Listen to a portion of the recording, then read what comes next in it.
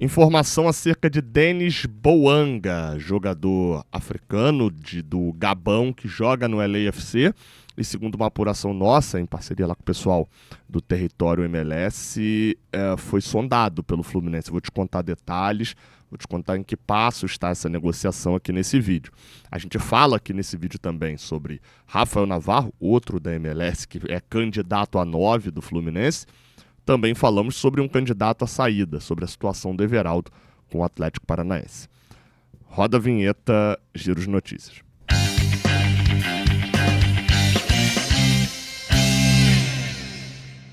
Seja bem-vindo, você guerreira de todo o Brasil e de todo mundo aqui ao canal Raiz Tricolor. Eu sou Gabriel Amaral, eu sou jornalista, sou tricolor. Deixe o seu like aqui embaixo, se inscreva no canal e dá essa moral aqui pra gente, caso você goste desse vídeo. A gente fala aqui nesse vídeo, em dia de jogo, né, sobre a situação, abrindo aqui sobre a situação do Denis Bouanga, que eu imagino que seja o cara que você clicou aqui, porque te chamou a atenção.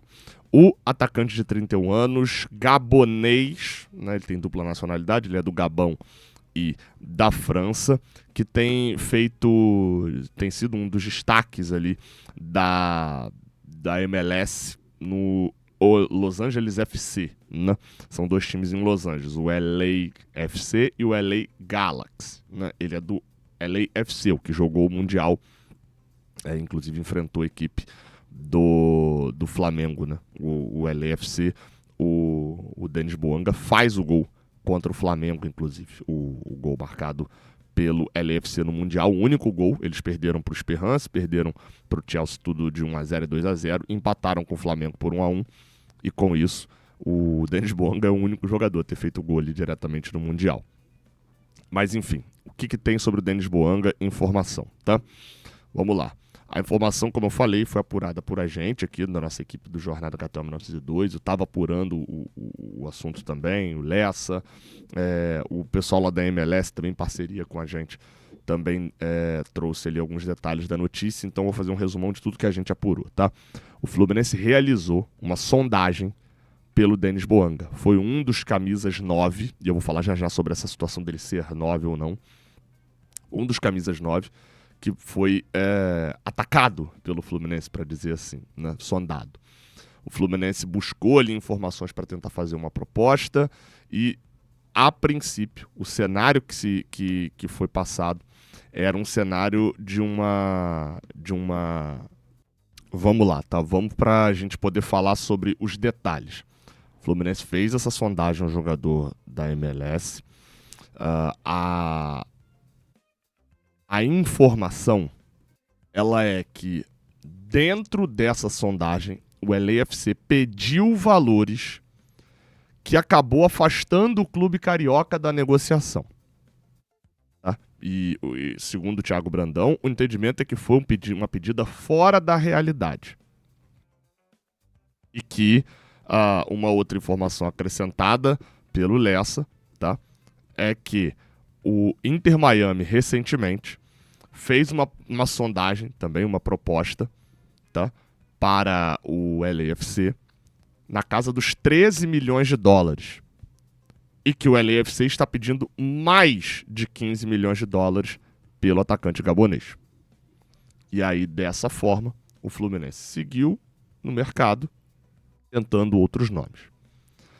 Vamos lá, acrescentando sobre o Denis Bouanga e depois trazendo detalhes que eu apurei, tá? Ele vê com bons olhos atuar no Brasil, informação do Lessa, vê com bons olhos uma transferência para cá, tem bons números, tá? E isso seria algo que facilitaria inicialmente a negociação. Qual que é outra situação que eu também apurei? Não só valores, mas forma de pagamento também era um problema. Então, não era eram dois problemas. Os valores e a forma de pagamento.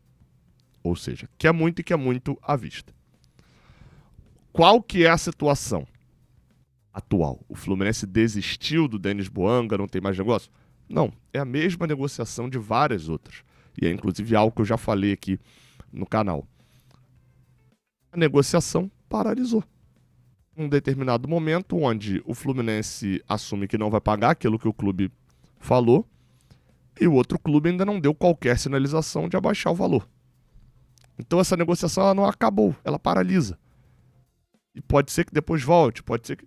Existem negociações que acabam, e é um exemplo que eu sempre dou aqui, porque é um exemplo muito claro e público. Por exemplo, a do Ricardo Goulart, quando o Mário Bittencourt descobre que o Paulo Pitombeira, agente do Ricardo Goulart, estava fazendo leilão pelo jogador, pegava a proposta daqui, segurava, jogava para cá. Aí aqui sinalizava um pouquinho menos, aí ele retrucava e segurava daqui para jogar para cá um pouquinho mais. O Fluminense saiu da negociação e não tinha sequer hipótese de voltar. Mais recentemente, a de Savarino quase foi nesse tópico, tá? Quase chegou nesse ponto a do Savarino. Savarino é uma grande reviravolta. Quando o Savarino fica no Botafogo, ele fica mesmo. O Fluminense estava fora. O Matheus Montenegro fala em coletivo, inclusive. A gente tinha apuração, mas ele fala em coletivo isso. Ele dá a declaração, fala, olha, a do Hulk, a do Savarino não tem a menor condição de voltar. E volta depois. Então o futebol é muito maluco. E a situação do Denis Bouanga pode mudar. Ele pode negociar com o Fluminense de volta, tá?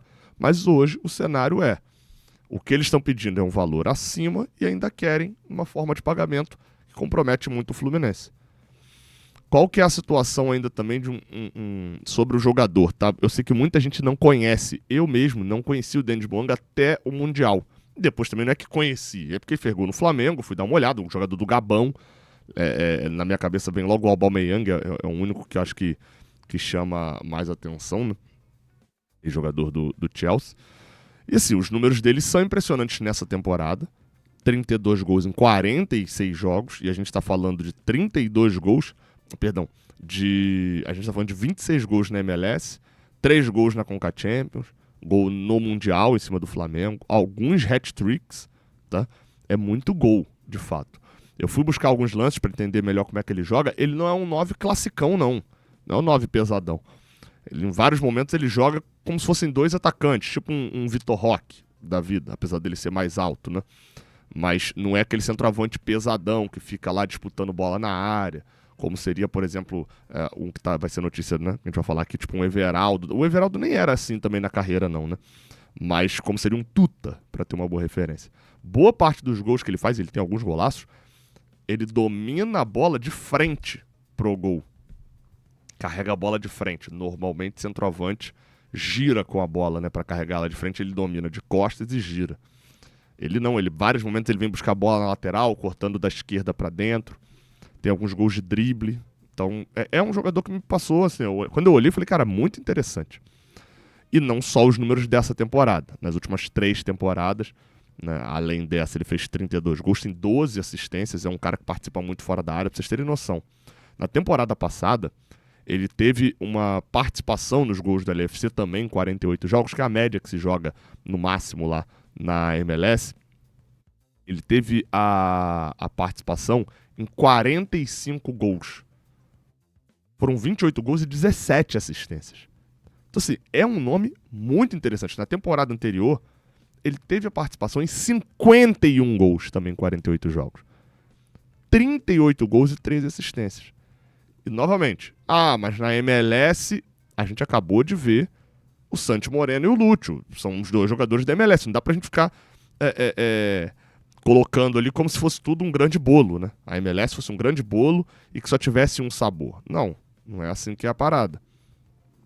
Então me parece um jogador muito interessante, que talvez valesse esse valor mais alto, só que aí a forma de pagamento acaba dificultando a vida do Fluminense. Então, repetindo, é um nome. Aí você vai falar, pô, Gabriel, você está trazendo um nome que não tem negociação mais. Pois é, porque a gente aqui, eu vou falar de mim, né, mas bota a mão no fogo ali pela nossa apuração do Jornada com o Lessa, com o Cauã também. A gente aqui, eu já falei algumas vezes, gente, entre ser o primeiro e dar a notícia certa, eu preciso dar a notícia certa. Entre trazer o detalhe mais rápido e trazer o detalhe mais correto, eu vou escolher a segunda opção, a gente vai escolher a segunda opção. Então, a gente tinha a informação do Denis Bouanga de alguma coisa do Denis Bouanga.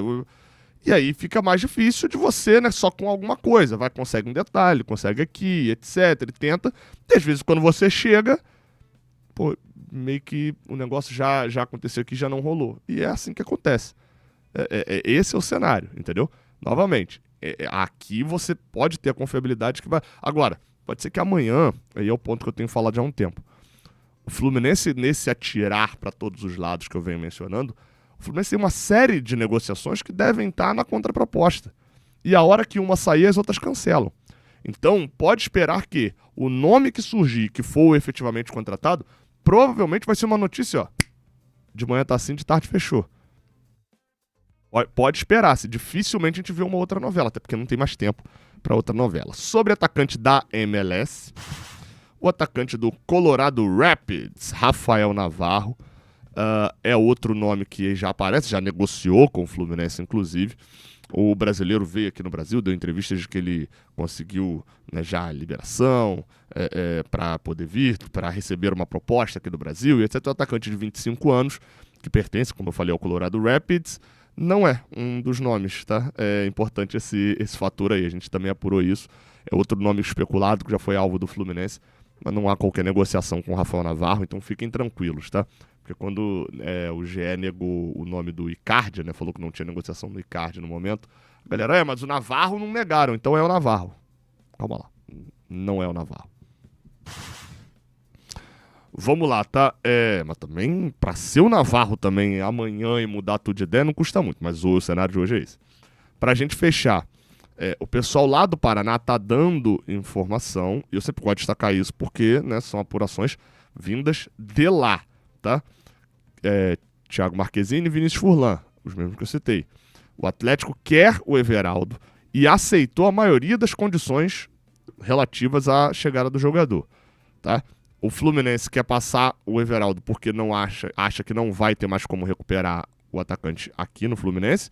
E aí diz aqui que o Fluminense espera essa semana a resposta de um camisa 9 de muito peso, o que pode facilitar tudo.